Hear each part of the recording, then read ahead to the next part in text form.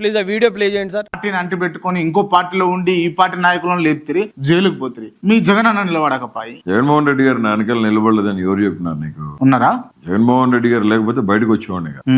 YS Jaganmohan Reddy అనే వ్యక్తి లేకపోతే బోరగడ్డ అనిల్ కుమార్ ఇప్పటికీ బయటకు వచ్చి ఉండేవాడు కాదు. మీ వెనకాల జగన్మోహన్ రెడ్డి ఉన్నాడు. అయితే ఖచ్చితంగా 100% జగనన్నే దగ్గరుండి వైఎస్ జగన్మోహన్ రెడ్డి గారికి బెయిల్ ఇచ్చి తీసుకొచ్చిన అడ్వకేట్స్ టీం నా కోసం పనిచేసింది. ఎడ్యుకేషన్ సంఖ్యలు తీసే చాలు నా కొడుకులారా. అరగంట 9 లోపు నా కొడుకులారా మీ తలకాయలు తీసేస్తాం అన్ని. ఆ తర్వాత నీ పిల్లల్ని, నీ ఇంట్లో ఉన్న నీ పిల్లల్ని ఎతికి మరీ నాలాంటి అప్పు చెప్పాలా? దేనికి? అర్థమైందిగా? రా.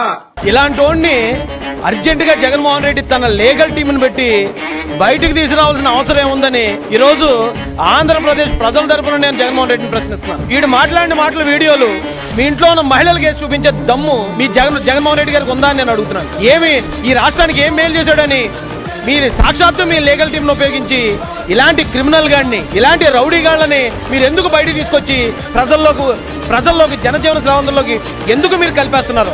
ఎందుకు నేరాలను మీరు ఈ రకంగా ప్రోత్సహిస్తున్నారని